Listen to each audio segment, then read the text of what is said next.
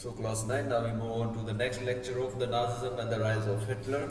Okay, so you have seen about the birth of Weimar Republic and the problem faced by Weimar Republic and the Versailles Treaty and the provisions which were inside the Versailles Treaty. So now we move on to the next part of this chapter is the effect of the war. Effect of the war means first world war का असर क्या रहा वो हम यहाँ पर देखेंगे.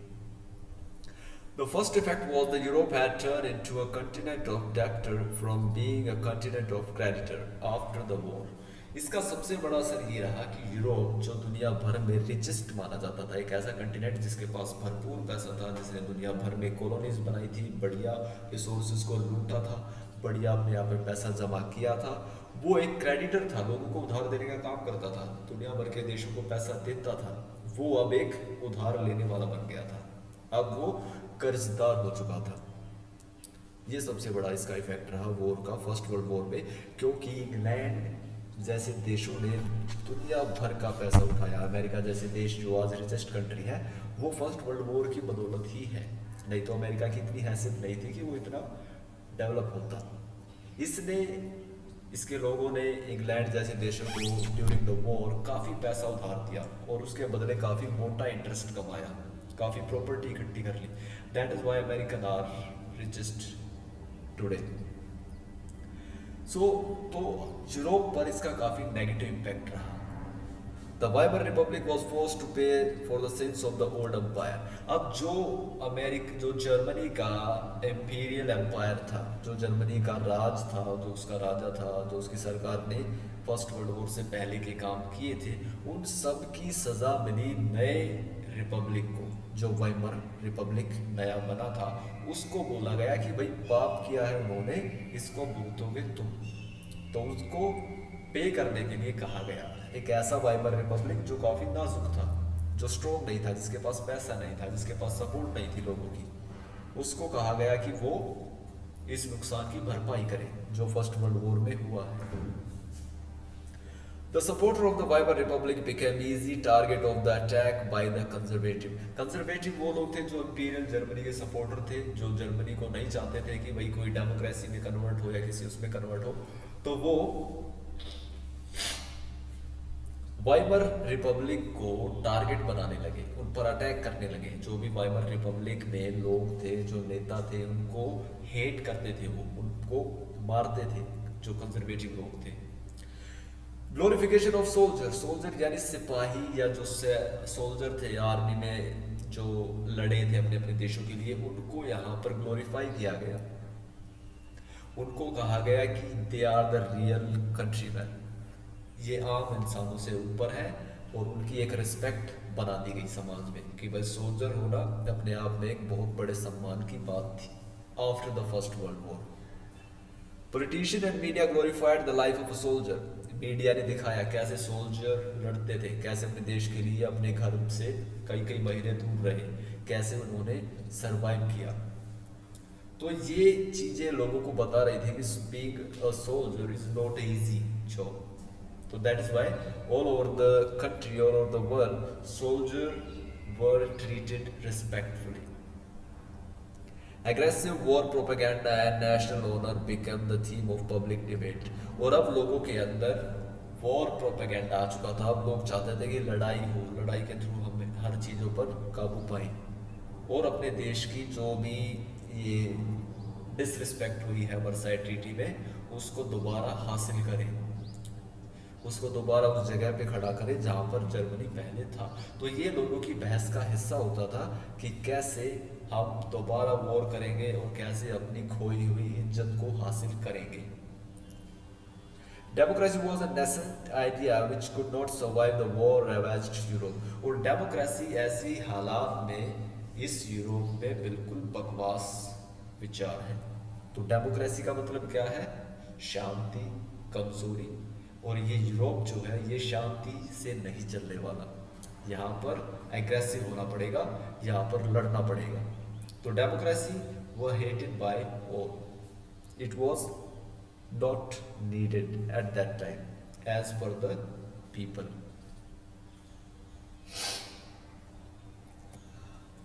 Political radicalism and economic crisis. What is radicalism? Radicalism means, I told you, that being aggressive. आप अग्रेसिव हो जाते हो, क्रांतिकारी विचारों के साथ आप चीज़ों को बदलना चाहते हो. That is called the radicalism. And that radicalism created when the Weimar Republic was came into existence. Okay. So this was the time when the Spartacist League revolution began to rise on the pattern of Bolshevik revolution in Russia. तो जैसे Russia में Bolshevik ने सरकार के खिलाफ revolution किया था, ऐसे ही जर्मनी में एक लीग आती है, स्पार्टासिस्ट लीग. ये स्पार्टासिस्ट लीग वाइमर रिपब्लिक और उसके सपोर्टर्स को टारगेट करती है, उनका विरोध करती है.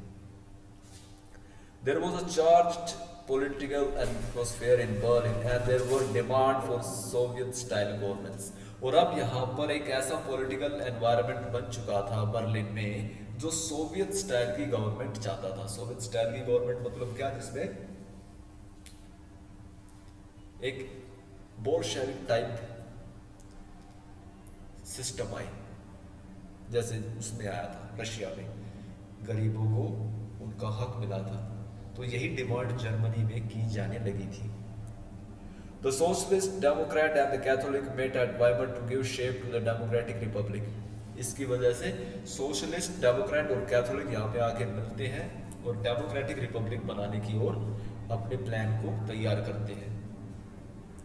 The uprising of Spartacists was crushed with the help of war veteran organization called Free Corps. तो यहाँ पर एक फ्री कॉर्प्स थी जो वॉर वेटरन ऑर्गेनाइजेशन थी, जो वॉर में सैनिक वगैरह होते थे उनको लेकर इसको बनाया गया था. और इस ऑर्गेनाइजेशन ने ये जो स्पार्टासिस्ट लीग थी, ये जो विरोधी थे, इनको क्रश कर दिया, इनको दबा दिया, शांत करा दिया.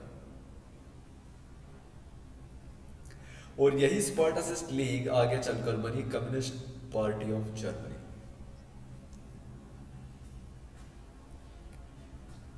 The economic crisis of 1923.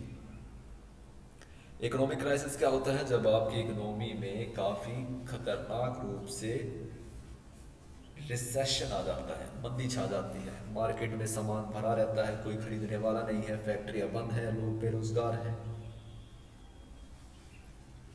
और ऐसा हुआ था 1923 में जर्मनी में.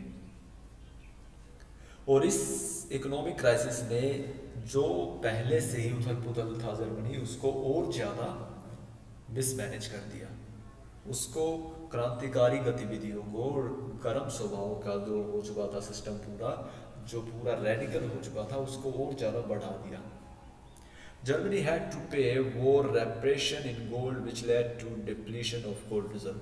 जर्मनी को, जैसे आपको पता है, नुकसान की भरपाई करनी थी और वो उससे डिमांड की गई थी सोने में, कि वो सोना देगा जितना उसने नुकसान किया है, उतनी जो भी एस्टिमेट बैठा था, उस एस्टिमेट का जो भी पे आउट होगा वो गोल्ड में होगा, सोने में होगा. आज भी जो डॉलर होता है, उसकी कीमत भी सोने के हिसाब से तय की जाती है. When Germany refused to pay, the French occupied its leading industrial area Ruhr to claim their coal. और जब जर्मनी ने पे करने से मना कर दिया, क्योंकि उसका सोना इतना था नहीं, उसके सोने के भंडार जो थे खत्म हो चुके थे, तब यहाँ पर फ्रांस ने उसका एक इंडस्ट्रियल एरिया था रूर, उस पर अटैक किया, उसको अपने कब्जे में ले लिया और वहाँ से जो कोल मिलता था वो अब फ्रांस के हाथ में आ चुका था. तो ये अगेन जर्मनी के लिए बहुत बड़ी एक डिसरिस्पेक्ट थी और उसकी इकोनॉमी के लिए बहुत बड़ी नुकसान था. Germany responded with passive resistance and printed paper currency recklessly. और जर्मनी ने इसके लिए एक बहुत ही बेवकूफ़ी भरा कदम उठाया कि भाई जब उनके हाथ से रिसोर्सेज निकल गए तो अपने रिसोर्सेज को बढ़ाने के लिए उन्होंने पैसा छापना शुरू कर दिया कि भाई अंधाधुंध पैसा छापो, इससे हमारी गरीबी मिट जाएगी, जबकि ऐसा होना नहीं था. Increased circulation of currency led to the hyperinflation in Germany. Price rise was phenomenal. और जब आप अंधाधुंध पैसा छापते हैं तब सबसे बड़ा नुकसान क्या होता है? आपके पैसे की वैल्यू गिर जाती है. जो चीज़ आपको आज 10 रुपए में मिलती है, वो अगर आपने अंधाधुंध पैसा छाप दिया तो उसकी कीमत फिर नहीं रुकेगी, वो 10 लाख तक, 10 करोड़ तक चली जाएगी. तो पैसा छापने का कोई फायदा नहीं है. So that is Y her country की सरकारें ऐसा नहीं करती। हम सोचते हैं कि भाई जब हम इतने गरीब हैं, इंडिया में इतनी गरीबी है, तो क्यों नहीं सरकार पैसा छाप के लोगों को दे देती। अगर सरकार ऐसा करेगी तो वो पैसा जो है उसकी वैल्यू खत्म हो जाएगी। आज आपकी जेब में जो 100 रुपये, 500 रुपये, 2000 का नोट है, वो फिर बेकार हो जाएगा। तो दैट इज वाई सरकार ऐसा नहीं करती। जर्मनी ने ऐसा किया तो वो चला गया हाइपर इन्फ्लेशन। इन्फ्लेशन यानी महंगाई। तो महंगाई दर इतनी ज़्यादा हो गई, महंगाई इतनी ज़्यादा बढ़ गई कि कितना ही पैसा छापो बेकार था। Finally America decided to bail out Germany from this mess. और अब इस सारे जो मैस में जर्मनी फंस चुका था, इस बवंडर से निकालने का काम किया अमेरिका ने। उसके एक प्लान बनाया, डॉज प्लान। ये उस बंदे के नाम पे है जिसने इसको बनाया था। एक इकोनॉमिस्ट था, उसने डॉज प्लान या डॉज ने प्लान बनाया था। इसमें क्या था? The terms of reparation were rework to ease the financial burden on Germany. Germany की जो पे आउट की शर्तें थी, जर्मनी को जो जुर्माना पे करना था, जर्मनी को जो नुकसान की भरपाई करनी थी, उसमें उसको ढिलाई दे दी गई कि भाई ये पहले से ही इतने ज़्यादा बर्डन में है, तो ये ऐसे पे नहीं कर पाएगा, तो उसमें उसको ढील दी गई।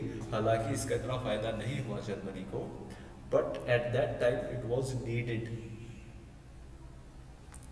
So this was the economic crisis of Germany, and this was the end of lecture 3. Stay tuned for the next. In next we will look at some important factor of this chapter. Okay.